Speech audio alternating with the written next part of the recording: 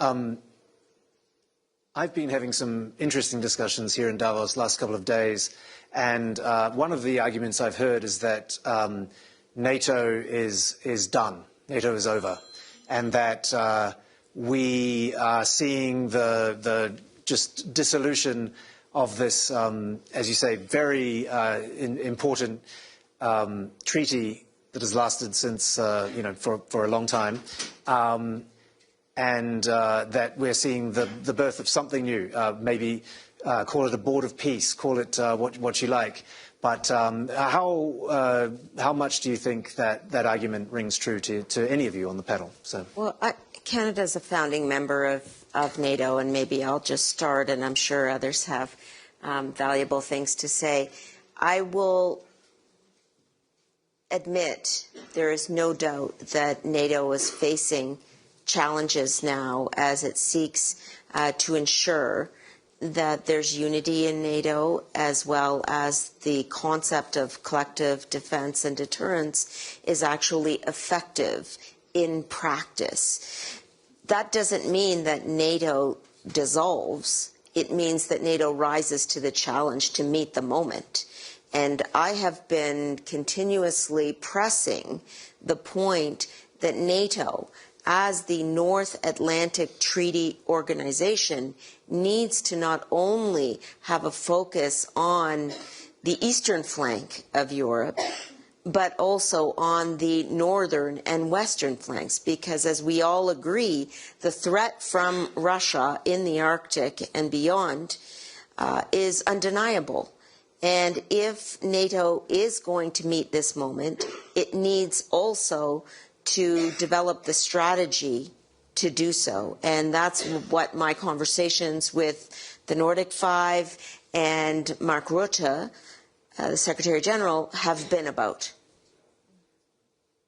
What is the strategy to meet the moment? NATO needs that strategy.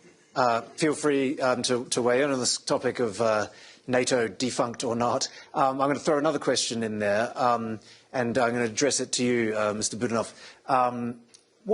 How important, from your perspective, is the role of China? Because if you listen to the US administration, but if you also look at the facts, I've talked to the heads of several Western intelligence agencies who say that if China was not supporting Russia today with technological, military, logistical support, Russia would not have been able to continue to fight up until this point. So how important, from your perspective, and others can weigh in, is the role of China in this conflict?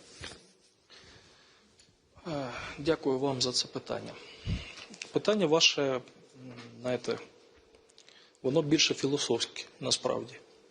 Ну, як зараз, в 26-му році, відповісти на питання, так, а як би все відбувалося, якщо б Китая там не було?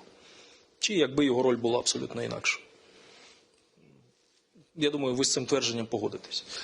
Значить, тепер стосовно, скажімо так, реальної ролі Китаю у всьому цьому процесі.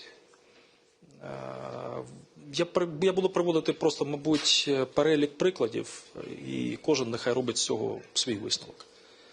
Якщо пригадати перший період широкомасштабного вторгнення після 22-го року, у світовій пресі дуже багато, в період весни, літа 22-го року, було статей, різних там відеозаписів, колонок авторських про те, як з Китаю в Росію, інколи навіть військовими бортами доправляли тисячами пральні машинки, різні там комп'ютери і так далі, так далі, так далі. Це все відбувалося, вибачте, через те, що різко з'явилась критична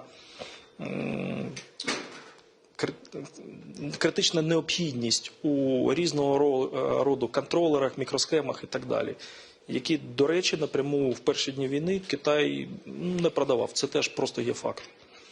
Далі Китай зрозумів, як всім цим користуватись, а Росія, оскільки як агресор виявилася під ще більшими обмеженнями, ніж була, почала шукати шляхи виходу з цієї ситуації. Цілком очевидно, що вона через бізнес-канали при, скажімо так, мовчазній згоді зверху знайшла надійного партнера для того, щоб мати надійні канали постачання. Перш за все електроніки, компонентів електроніки. Потім пішли верстати.